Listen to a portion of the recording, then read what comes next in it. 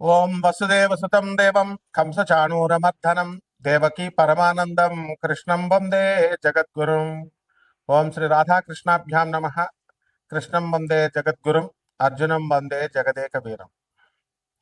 మనకి ఆ గురుగ్రహం అందరూ కూడా ఏమని చెప్తారంటే, గురుగ్రహం కనుక నీకు బాగున్నట్లయితే నీకు సంచుల కొద్దీ డబ్బులు వస్తాయి, లేకపోతే క్వింటాల కొద్దీ బంగారం వస్తుందని చెబుతూ ఉంటారు. మీరు కూడా ఆనందంగా వింటూ ఉంటారు. కానీ గురుగ్రహము ఏ విధమైనటువంటి సంపదల్ని కూడా మీరు కోరుకున్న రేంజ్లో ఇవ్వదు. మీ నాన్న మీకు ఆస్తి ఇస్తాడు, ఎప్పుడు ఆయన చచ్చిపోయేటప్పుడు ఇస్తాడు. ఆయన బ్రతికుండగా చిన్నప్పుడు నీకు ఒక 100 రూపాయలు, మహా అయితే ఒక 500 డైలీ ఖర్చులకు ఇస్తాడు. ఆ విధంగా గురుగ్రహం ఏం చేస్తుందంటే ముందు నీకు బుద్ధి బలాన్ని ఇస్తుంది.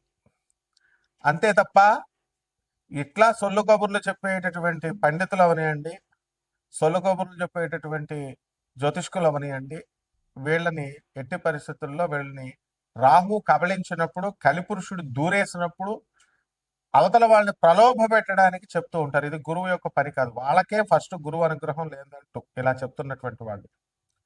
అటువంటి వాళ్ళ మాటలు వింటే మీకేమొస్తుంది అనుగ్రహం? కాబట్టి మన దేవతల గురువు అయినటువంటి బృహస్పతి ఎప్పుడూ కూడా మీకు చక్కటి ఆలోచన విధానాన్ని, నిజాయితీని, ఆ తర్వాత చక్కగా మీరు రుజుమార్గంలో వెళ్ళేటటువంటి విధానాన్ని ఇస్తారు.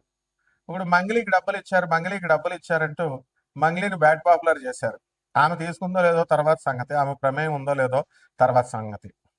ఆమె పేరు చెప్పి మరి డబల్ మీకు డబ్బులు వస్తాయి, సిమెంట్ ఫ్యాక్టరీ కడుతుంది, పబ్బు పెడుతుంది అన్నప్పుడు మీకు బుద్ధి ఉండాలిగా. నేను సిమెంట్ ఫ్యాక్టరీ అంటే అంత ఈజీగా పెట్టడం? అందువలన భూపతి రాజు వెంకటపతి రాజు డాక్టర్ బివి రాజు గారు పెట్టారు రాశి సిమెంట్, విష్ణు సిమెంట్. విష్ణువర్ధన్ రాజు వాళ్ళ కొడుకు నడుపుతున్నాడు ఇప్పుడు భీమవరంలో. ఆయన ఎంత కష్టాలు పెడితే అది పెట్టారో నేను దగ్గరుండి ఆయన్ని చూశాను. డాక్టర్ బివి రాజు కాలేజెస్కి మేము వెళ్తూ ఉంటాం. అలాగే మా తాతయ్య గారు డాక్టర్ ముల్లపూడి హరిశ్చంద్ర ప్రసాద్ గారు ఆంధ్ర షుగర్ ఫ్యాక్టరీ పెట్టడం ఎంత కష్టం? అంత ఈజీనా? లైసెన్సులు రావడానికి ఢిల్లీ నుంచి కళ్ళంట నీళ్లు పెట్టుకుని, అరే నా బామ్మర్ది బోళబుల్ రామే మాట విన్నాను, నేను విని అనవసరంగా ఈ ఇండస్ట్రీ రూట్లోకి దిగానేమో, నా పొలాలు నేను చూసుకోక అని ఆయన ఎంత ఇదయ్యారో మాకు తెలుసు. కాబట్టి మరి మీరంతా దురాశకి ఇస్తారు డబ్బులు. దీన్ని రాహు యొక్క ఎఫెక్ట్. అది ఒక పనికిమాలిన జ్యోతిష్కుడు సంచుల కొద్దీ డబ్బులు వస్తాయి, సంచుల కట్ల కొద్దీ బంగారం వస్తుందంటే ఎలా నమ్ముతున్నారా మీరు? కష్టపడాలి, బాగా చదవాలి, మీ అమ్మ చెప్పిన మాట వినాలి. మీ నాన్న నేను పడ్డ కష్టాలు నువ్వు పడకూడదురా అని చెప్పేసి పాపం నేను బిజినెస్లో చిన్న చిన్న అబద్ధాలు, చిన్న చిన్న మోసాలు చేసి నేను కుటుంబ పోషణ చేయాల్సిన దుస్థితి మా నాన్న మాట నేను వినకపోవడం వల్ల నాకు ఈ పరిస్థితి వచ్చింది. నువ్వు ఆ పరిస్థితి తెచ్చుకోక నాయన, చదువుకోరా బాబు అని చెప్తాడు. అంతేగాని నువ్వు వేసుకొచ్చాయి, బ్యాంకులు దోపిడీ చేసుకొచ్చాయి, ఈ దొంగిలించుకొచ్చాయి అని తండ్రి చెప్పాడు.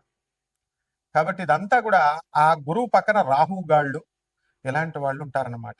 వాళ్ళే ఈ కపట జ్యోతిష్కులు, కపట గురువులు అనమాట. ఎవరైనా సరే స్వామి వివేకానంద అది ఫాలో అవుతారా? స్వామి వివేకానంద ఎప్పుడైనా ఇలా చెప్పాడా మీకు? రామకృష్ణ పరమహంస, స్వామి వివేకానంద, ప్రభాత్ రంజన్ సర్కార్, ఆ తర్వాత చక్కగా మన ఆదిశంకరాచార్యుల వారు, రామానుజాచార్యుల వారు, రమణ మహర్షుల వారు ఎప్పుడన్నా ఇలా చెప్పారా? మరి ఇప్పుడున్న స్వామీజీలు నా దగ్గరికి వచ్చేయి, పూజ చేసుకో, కోట్లు వచ్చేస్తాయి, గోశాల పెట్టా, నీకు మోక్షం డైరెక్ట్ ఇచ్చేస్తా, ఈ ప్రవచనకారులు ఇలా చెప్పేటటువంటి వాళ్ళు. లేకపోతే గోశాల అంటాడు ఒకడేమో గుళ్ళు కట్టానంటాడు, ఒకడు కాశీలో పెట్టానంటాడు. ఉన్న స్వామి వివేకానంద అనాథ శరణాలయాల్లో, ఈ యొక్క ఆర్ఫనేజెస్ లో, ఓల్డేజ్ హోమ్లకి మీరు ఇవ్వచ్చు కదా. ఉన్న వాటికి ఇవ్వరు వీళ్ళు కొత్తగా పెడతారు వీళ్ళ బ్రాండ్తో, పనికి మాలిన వాళ్ళు. కాబట్టి స్వామి వివేకానంద ఇటువంటి జగద్గురువుల యొక్క ఆశీస్సులను తీసుకొస్తుందన్నమాట ఈ గురుగ్రహం. కాబట్టి మనకి కోటాను కోట్లు కావాలి, దురాశతో వెళ్ళేటటువంటి వాడు ఎప్పుడూ బాగుపడ్డు. రజనీకాంత్ ఏ సినిమాలో చెప్తాడు? నరసింహ, నీది కాదు నీ దగ్గరికి రాదు, నీదైంది నిన్ను వదిలి ఎప్పటికీ పోదు, నువ్వు ప్రయత్నించకపోయినా నీ దగ్గరికే వస్తుంది. ఇది సిద్ధాంతం నరసింహ. కాబట్టి చక్కగా ఆ గురుగ్రహం మనకి 19వ తారీఖు ఏప్రిల్ నెలలో స్వక్షేత్రగతుడు అవుతున్నాడు శుక్రగ్రహం. అలాగే మనకి ఈ యొక్క గురుడు కర్కాటక రాశిలోకి 2 జూన్ తర్వాత రాబోతున్నాడు. 31 అక్టోబర్ 2026 వరకు కూడా మనకి ఈ యొక్క కర్కాటక రాశిలో ఉండడం జరుగుతుంది. ఆ తర్వాత సింహరాశిలోకి ప్రవేశం చేస్తాడు 31 తేదీ అక్టోబర్ నెల 2026 సంవత్సరం నుంచి. అలాగే ఈ యొక్క బుధ గ్రహాన్ని మనం చూసుకున్నప్పుడు మనకి బుధ గ్రహము 30 ఏప్రిల్ 2026 సంవత్సరం తర్వాత ఈ యొక్క బుధుడు మేషరాశి ప్రవేశం చేస్తాడు. అలాగే ఈ యొక్క కుజగ్రహాన్ని కనుక మనం చూసుకున్నప్పుడు మనకి కుజుడు చక్కగా మే 11 తేదీ 5వ నెలలో మనకి కుజుడు మేషరాశిలో ప్రవేశిస్తాడు. అంతవరకు మీనరాశిలో 2 ఏప్రిల్ నుంచి ఉన్నాడు 2026 సంవత్సరంలో. ఈ విధమైనటువంటి గ్రహ మార్పుల వలన, ముఖ్యంగా ఈ యొక్క గురుడు శుక్ర గ్రహాల మార్పుల వలన, అలాగే ఈ కుజ బుధ గ్రహాల మార్పుల వలన, ముఖ్యంగా ఈ గురుగ్రహ సంచారం వలన మన 12 రాశుల వారికి కూడా ఏ ఏ రిజల్ట్స్ ఇస్తుంది ఒక్కొక్క రాశి వారిగా మనం చెప్పుకుందాం. ఇవన్నీ కూడా గోచార రీత్యా మనం చెప్పేటటువంటి ఫలితాలు కోటాను కోట్ల మందికి. మరి విడివిడిగా మీరు తెలుసుకోవాలనుకుంటే మీ వ్యక్తిగత జాతకాలు చూసినప్పుడు మాత్రమే తెలుస్తుంది. కాబట్టి ఎవరైతే సీరియస్గా ఉన్నటువంటి వాళ్ళు, సీరియస్గా డెవలప్ అవ్వాలనుకునేటటువంటి వాళ్ళు, అంతేగాని గ్రీడీగా కాదు. మంగ్లీ దగ్గరికి వెళ్ళి 5 లక్షలు వేసాం 10 లక్షలు అయిపోతాయి, 5 కోట్లు పెట్టాం, కోటి రూపాయలు పెట్టాం, తర్వాత బ్లేమ్ చేసుకుంటే ఒక్క రూపాయి కూడా రాదు వాళ్ళందరికి కూడా. నేను చెప్తున్నాను, ఆ నవగ్రహాల సంచారం తెలిసిన వ్యక్తిగా. ఇప్పుడు కేసులు పెట్టారు, ఇవన్నీ చేసుకుంటున్నారు కదా, వాళ్ళు చూడండి, ఆ కేసులో ఒక్క బాధితుడికి కూడా ఒక్క రూపాయి కూడా రాదు. విజయ్ మాల్వియా కొన్ని వేల కోట్లు ఎత్తుకుపోయాడు, వచ్చినాయా? సుబ్రహ్మరెడ్డి గారు వే ఆఫ్ జరిగింది, కొన్ని కోట్ల అప్పు అయిపోతే చక్కగా తీసి అవతల పడేశారు. ప్రభుత్వ విధానాలు అలా ఉంటాయి, బ్యాంకు విధానాలు. అదే పేదవాడికి చేస్తే ఇండ్ల మీదకి వస్తారు, పడతారు. సో లీగల్ సెల్స్ ఉంటాయి. 200 దేశాల్లో ఆశ్రమాలు ఉన్నటువంటి ఆనంద మార్గ ఆశ్రమానికి ఇంటర్నేషనల్ కోఆర్డినేటర్ నేను. సిబిఐ కొల్యూడ్ అయ్యి కొంతమంది కపట ఆర్జీ శ్రీవాత్సవ ఐజీ కొల్యూడ్ అయ్యి కరప్ట్ అయ్యి ఆనాటి ఇందిరాగాంధీ 19 ఎమర్జెన్సీ సమయంలో మా గురువు గారిని సిబిఐ అరెస్ట్ చేసినప్పుడు అతను పాయిజన్ ఇచ్చారు, మామూలు మనిషి అనుకొని విషం తాగాడు, విషం ఇచ్చారు. బ్రతికిన తర్వాత బెత్తరపోయారు.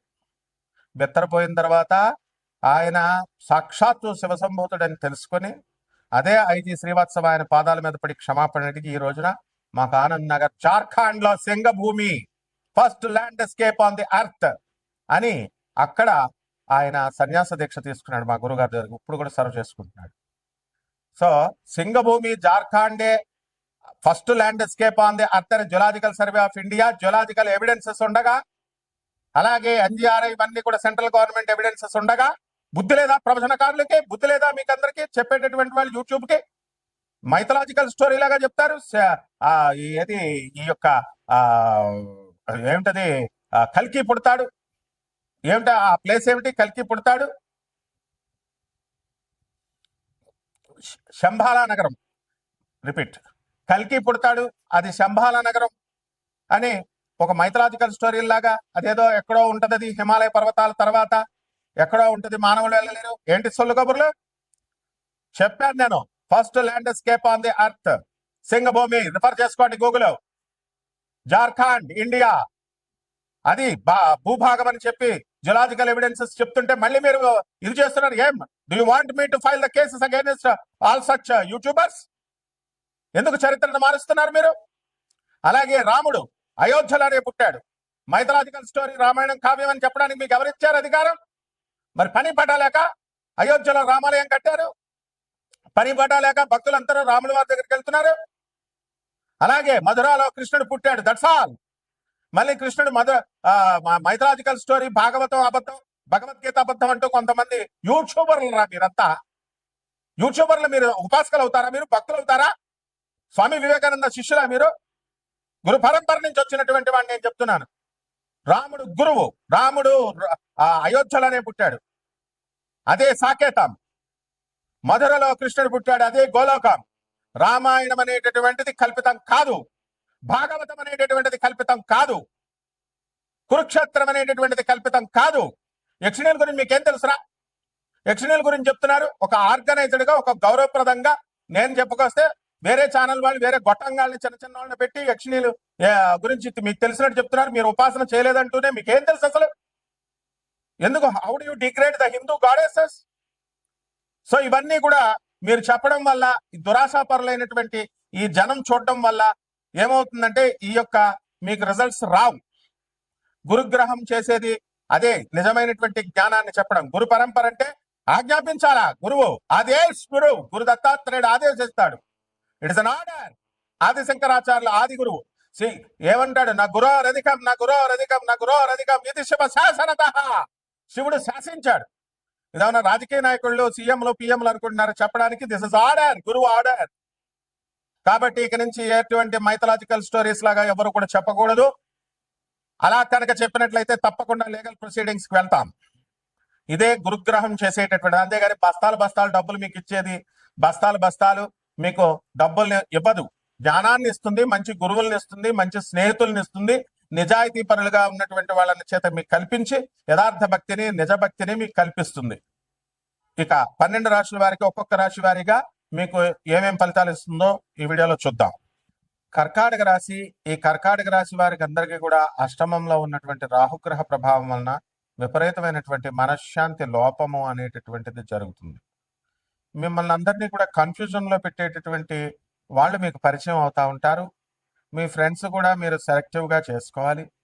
గురుగ్రహ ప్రభావం వల్ల, మార్పు వల్ల మీరు చక్కగా ఏం చేయాలండి అని అంటే మరి జాగ్రత్తగా మీరు మంచి వాళ్ళతో స్నేహం చేసుకోవాలి ప్రయత్నపూర్వకంగా. ప్రతి పని కూడా ఈ కర్కాటక రాశి వారికి 1కి 2 సార్లు ప్రయత్నించడం వల్ల మాత్రమే మీకు పని పూర్తవుతుంది తప్ప ఒకేసారి మీకు పని పూర్తి కాదు. అదేవిధంగా ప్రభుత్వ ఉద్యోగాల్లో ఉన్నటువంటి వాళ్ళకి జీతభత్యాలు, టీఏలు, డిఏలు అన్నీ కూడా సమానమైనటువంటి సమయాల్లో, సరైనటువంటి సమయాల్లో మీకు రావడం అనేటటువంటిది జరుగుతుంది. అదేవిధంగా ఈ రాశి వారికి అందరికీ కూడా వివాహాలు కానటువంటి వాళ్ళు ఉన్నారు.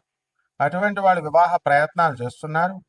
ఆ గురు మార్పు 2 జూన్ 2026 సంవత్సరం తర్వాత వస్తుంది కాబట్టి అప్పటికి మీరందరూ కూడా ఉద్యోగాల్లో స్థిరపడడం అనేటటువంటిది జరుగుతాయి. ఆదాయాలు గత సంవత్సరం కంటే కూడా ఆదాయాలు పెరగడం అనేటటువంటిది ఖచ్చితంగా జరుగుతుంది. అలాగే నేత్ర సంబంధమైనటువంటి వ్యాధులు, ఇండైజెషన్ ప్రాబ్లమ్స్, ఒబెసిటీ ఇవి రావడానికి అవకాశాలు అధికంగా ఉంటాయి.